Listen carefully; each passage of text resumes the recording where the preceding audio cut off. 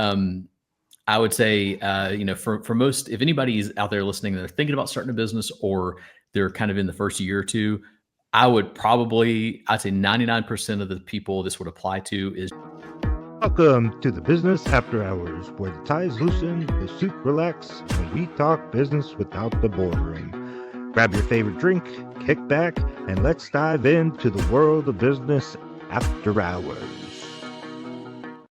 All right. Happy New Year's and welcome to another episode of the Business After Hours podcast here with Jared and Jeremy. How you fellas doing this New Year's? Doing well, right? Yeah. Happy New Year. It is 2025 and start with a bang. Right? Let's kick this thing in the ass. Right. Let's dominate 2025, right? Yeah. Jeremy, how was 2024 for you? It's pretty good. I relatively speaking, it was pretty good. It was a hard year in general, just in a lot of ups and downs business wise, but Sure. We ended it well, so that was nice. Good. Been reading, was reading on your website. You guys have been in business for about 10 years. Is that correct? Yeah, we're going on. Yeah, we'll be 11 in April. Awesome. Congrats on 11 years, especially as a business, because we know the statistics of small businesses don't usually last 5 years. So congrats. Yeah. Thank you. Care to share any longevity tips that you've had that you've caught yourself like almost to the tipping point of giving up, but not? Oh man. Golly. I feel like I've learned like a volume of lessons the hard way. Sure. And if I could catalog all those, I'm sure it would hopefully help somebody out who's thinking about going down this journey.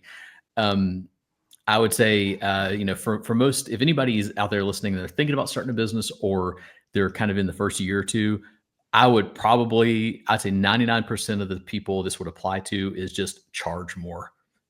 Charge more. Know what your value is, what your worth is, and don't be afraid to raise your prices. I think a lot of people who go into business, especially if it's a service oriented business, because you're so new at it at the beginning, you don't feel like you can charge what everybody else is charging sometimes. And so I would just say that's the trap that I fell into for a couple of years. Until I realized like I had to charge. If I wanted to stay in business, I had to charge more.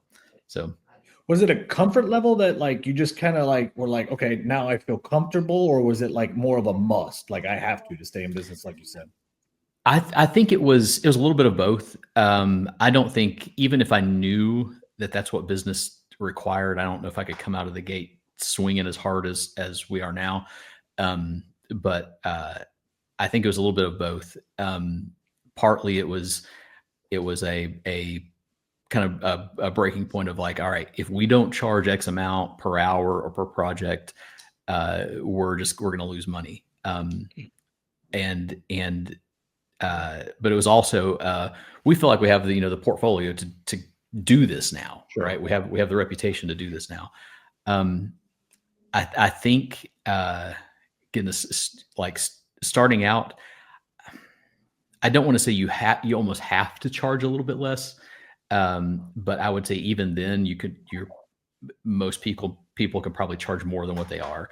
I've seen it happen. I work with our local entrepreneur center, and I see it happen. Like most of the entrepreneurs that come through that are doing some sort of service business are not charging enough to really help them thrive and grow. Wow. So when looking at that, like what was that difficulty in 2024 that you found? Especially, I know that a lot happened in 2024. Yeah. So we had a couple of things. One, personnel issue.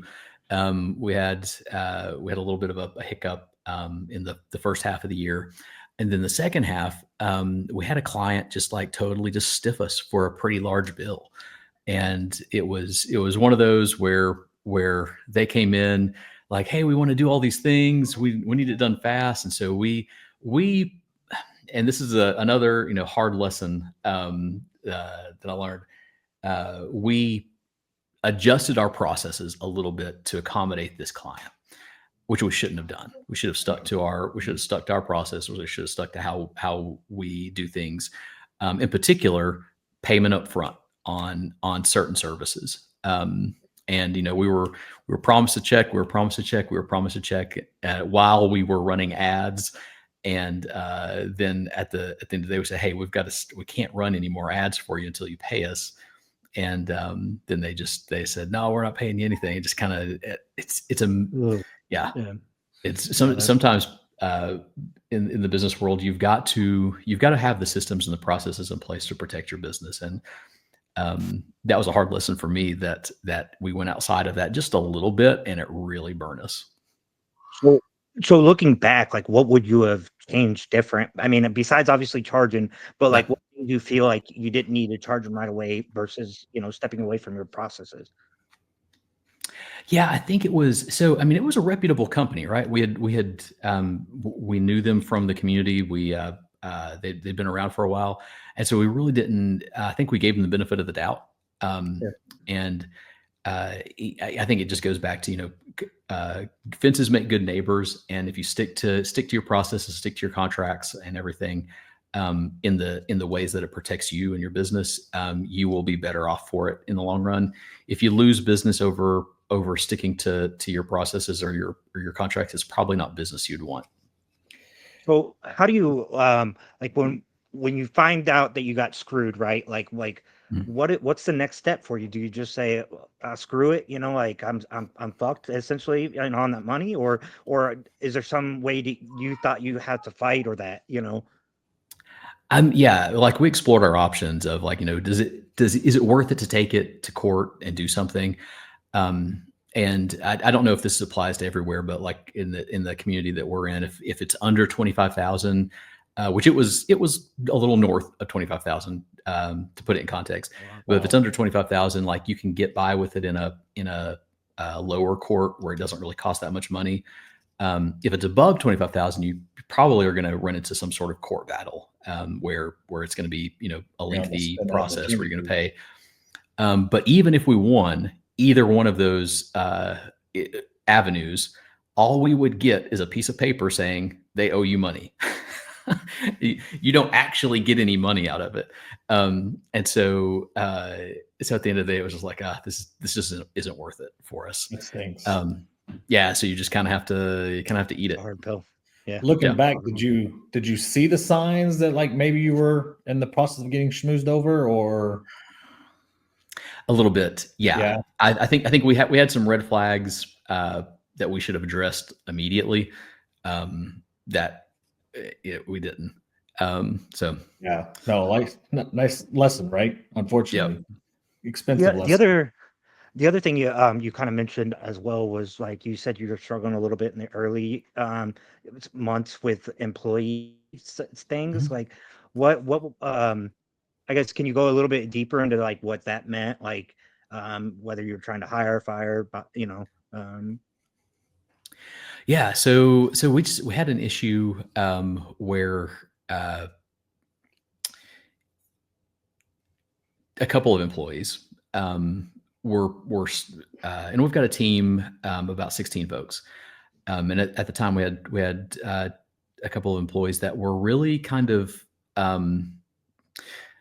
disrupting the rest of the team, and kind of not just being very toxic in a lot of ways. And so that was it was rough, because, if you're a small business, you're the people you're working with on a personal level. Like, you're oftentimes friends with your whole team, right? To some extent, right? As much as you can be.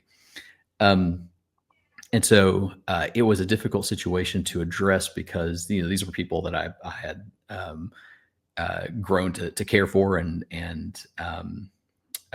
respected, and just to have folks kind of act like that was disappointing, but it was also hurtful. But I tell you what, and coming out, I don't have any regrets about it, because letting those folks go, like, it improved the morale of the team. It improved our efficiency. And so a lot of the times, both in-house and out of house, like, if you see those flags, like, address them, just address them immediately. And the quicker you can resolve things, the better. I like, hopefully, like, every situation that's like that doesn't have to result in firing either an employee or a client. But if push comes to shove, like, protect your business, right? Especially if for entrepreneurs, like, and this is what I told my team. I said, listen, I was like, y'all can go, like, we're all trying to row this boat in the same direction, and we're going to go as fast as we all row it together. I was like, the position that you guys are in, y'all can hop off and go to another boat if you want to. I was like, but Sure. this is my only This fucking is yours. boat. Good. Like, so if you start to stop rowing and you start putting water in the boat, like, you're out. Sure. So that's So I I would think say, that's something like do what you got to do to like I, protect your business. that's something I think I struggle with personally because my leadership style came from the military. Obviously, we couldn't get rid of people, that we didn't like or that brought bad morale or that kind of thing. You always had to like try to develop them and constantly trying to develop. And so for me, I know that's like a struggle because I want to try to I don't want to say satisfy everybody, but to try to make the team cohesion work, more than like when you cut that line, when you say, okay, I've tried to grow them, but Yeah. they're not growing. Like, I wish I had a good answer for you on that. that's Like, fair. it's a my I would say my weakness on that sense is those decisions are the hardest for me to make. I tend to give people the benefit of the doubt a little too longer than they deserve, but at the end of the day, and this is just a personal thing, right? At the end of the day, that for me, I would rather err on the side of grace than err on the side of profit, right? Um, I've had to teach myself that uh, I've got to shrink those margins, right? I've got to shrink that margin of grace Sure. because at the end of the day, I'm not just doing myself a disservice. I'm doing our whole team a disservice, Right. right? If I've got somebody that's slowing us down, the rest of the team's not going to get what they need. They're not going to get the raise that they need because this person is weighing us down. So um, That's a good way to. I've got to, yeah, it's a hard decision and kind of a hard mindset. Yeah, I think you have to shift to sometimes as a entrepreneur. Once you cross that line from I am the service person or I am the crafts person to I am the employer, right? And I'm the manager. Once you cross that line, you've got to look out for your whole team, and sometimes that means cutting the slack. Yeah. So, Jeremy, I was looking at when I was looking at your website and kind of just getting familiarized with your business and who you are. One thing that I was impressed by is that you started in 2014, so roughly almost 11 years ago, and you're already growing to over 16 employees. At what point did you say, okay, I need to hire somebody? So I'll give you a little backstory before 2014. I had freelanced for a while, right? So I was in a career that was completely night and day different than marketing. But I'd always done marketing on the side. I'd always done graphic design and web design since I was in college. And when I left this other career, this was really my only other marketable skill. And so I started freelancing. This was back in the days of Craigslist, where I could get on Craigslist every day and go find gigs. Like, hey, I need a logo, or I need a flyer designed, or I need social media post, something, and I could keep myself supported like that. Long story short, had to um, uh, get a W-2 job because I needed insurance. So, did that, and then a couple of years into that, I was kind of in a toxic environment. My employer was lying to our team, was lying to our clients, and I was just like, I don't like this. But my out on that was Obamacare. It was 2000. That was kind of at the end of 2013 and in the beginning of 2014. And so when Obamacare came around, that was my ticket out. I could get insurance on my own, and I jumped out and started my own thing. And so when I did that, I didn't want to just be a freelancer. I didn't want to just be doing it just as me. I respect everybody that does it. I think it's a hustle every day, but I wanted to be able to provide a place where other people could work do what they love to do and make an impact in our community, and make a living at it. And so, so pretty early on, that was my goal. Is like, I didn't want it to just be me. I wanted to have a team. And so, pretty early on, I hired a couple of people very part-time. It was actually contract basis, right? So, hired people on a contract hourly basis. And that was within the first year. It wasn't a whole lot of really in-depth things. It was kind of just graphic design gigs, some social media gigs, and just started growing it from there. Awesome. No, I think in today's market, obviously you get the struggle of business owners knowing when to actually start hiring, start delegating things off of their plates, which is obviously hard for any type of business owner. It feels like, just because it's their baby, right? That's their livelihood. That's everything for them. And so to let go of some of those pieces, what did it take for you to let go of some of, and to actually start delegating? Or do you? Yeah, no, I mean, I've gotten a lot better at it. Okay. It seems like it's a common for every business owner. Yeah, no, it's hard. I mean, especially, like I said, especially if like you are the crafts person. Like, I was the one building websites. I was doing the graphic design. So like, I knew what it takes. I knew how to do it right.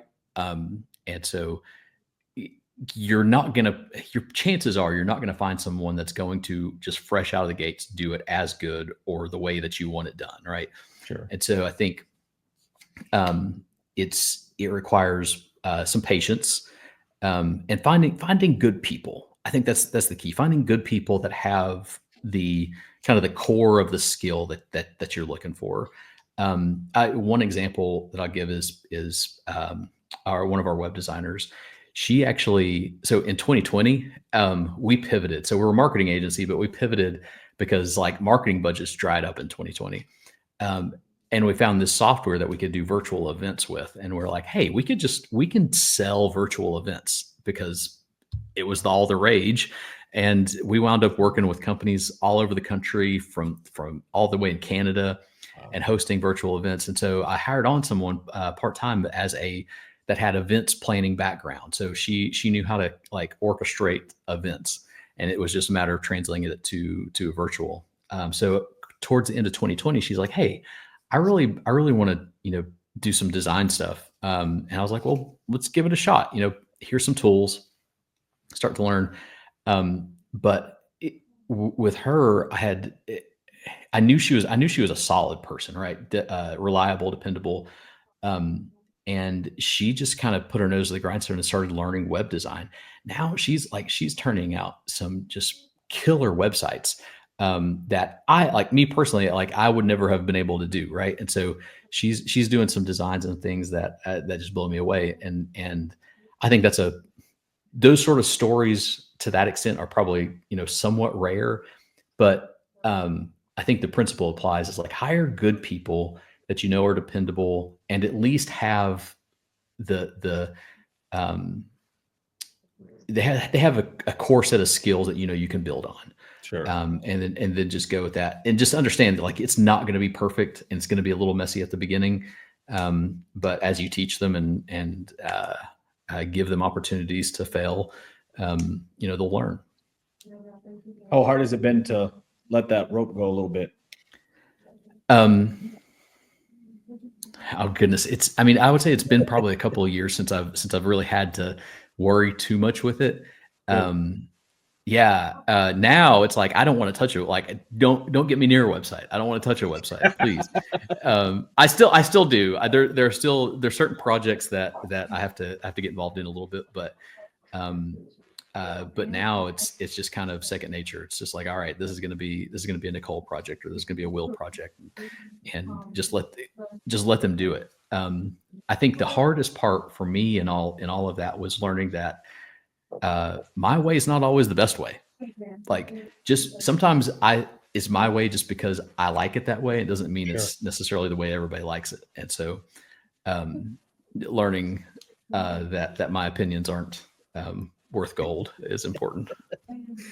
Which is hard as the business owner, because it's your vision, your business, and and to let other people come in and kind of say, hey, maybe try this, as is it can be hard. Mhm. Yeah. Yep. And I think that's part of like the details in what's actually getting produced. It's probably it's different for different industries, but for our industry in particular, what actually makes it to the screen or on print, those sort of details, you don't want to have to micromanage that. I mean, if you're growing to our size or more, like you don't want to have to micromanage it. You're just going to wear yourself out. Sure.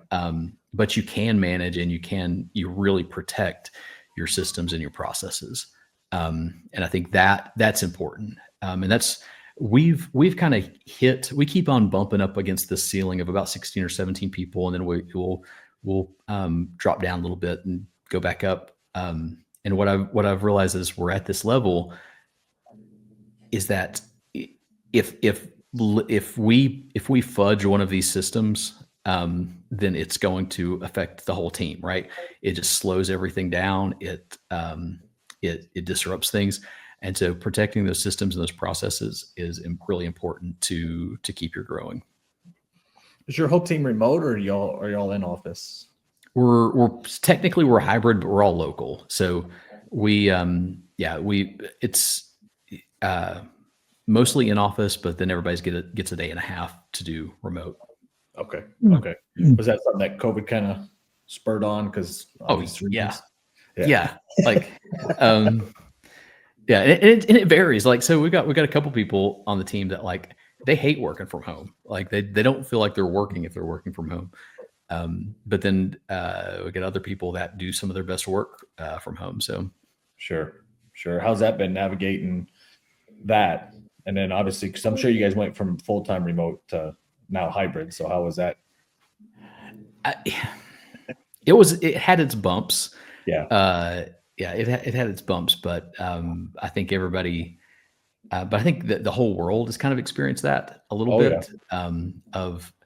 This for the last couple of years, there's been this huge push and demand for remote work, but I think that at least from the employer side, they're realizing like 100% remote doesn't really work as well as we thought it would.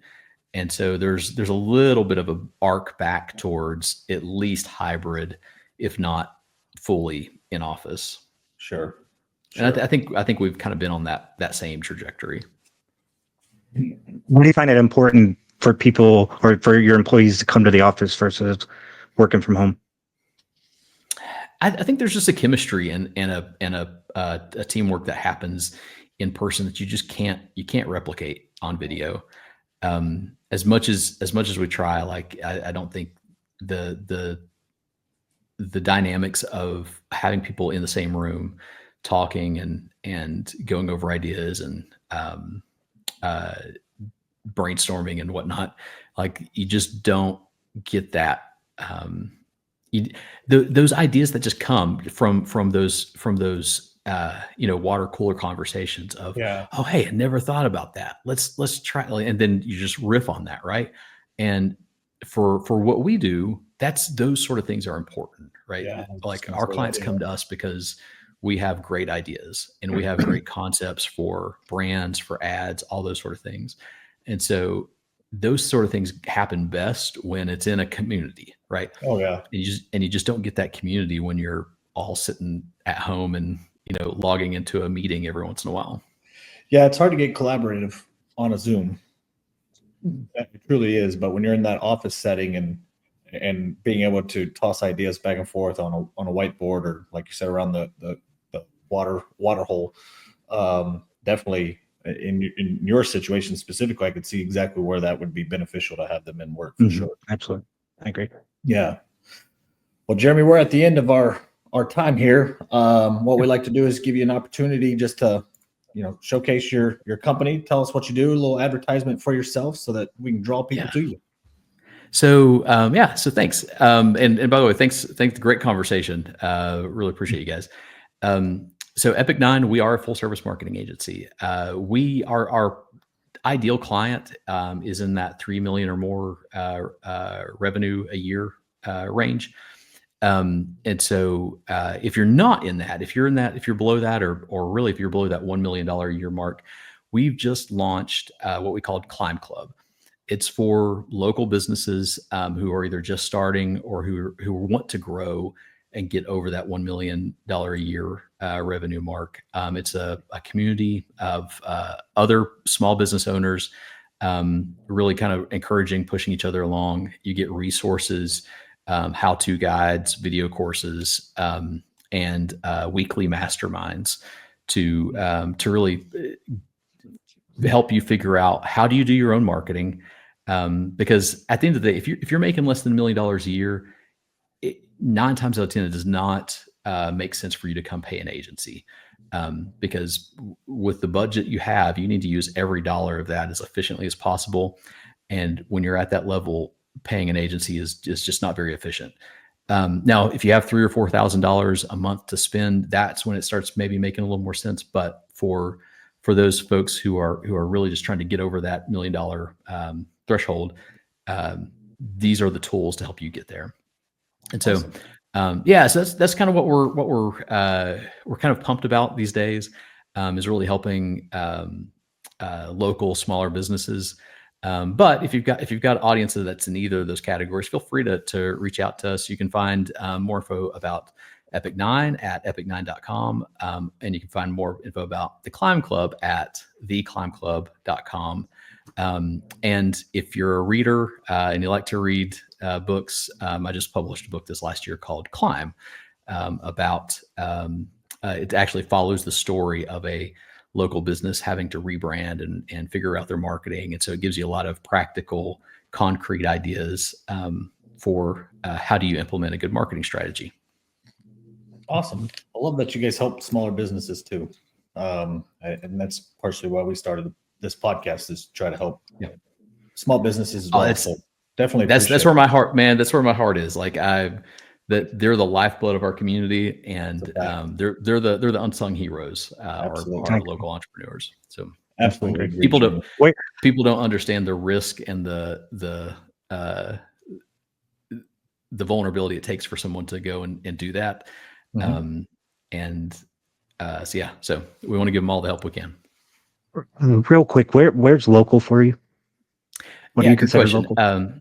So we're based in Maryville, Tennessee, which is right outside Knoxville, Tennessee. Back door for Dollywood and all that Sevier County area up there, Pigeon Forge, Gatlinburg, all those places. Beautiful area. Yeah, where are you guys out of? I'm temporarily in Michigan. Okay, I'm in San Antonio, Texas. Oh, nice, cool. Yeah, cool. Yeah, you're in a much more beautiful area than both of us. It's pretty fantastic. I'm not gonna lie. Yes, no, it is. Well, Jeremy, thank you for coming on again. We hope that not only you get some exposure to this podcast, but also just really do appreciate you helping out small businesses too. It's admirable to see a large company, or what appears to at least to be a larger company than most, that still wants to help other businesses still thrive and climb, like you said. Awesome. Thanks, you guys. Awesome. Yep. Thank you. Welcome to the Business After Hours, where the ties loosen, the suit relax, and we talk business without the boardroom. Grab your favorite drink, kick back, and let's dive into the world of business after hours.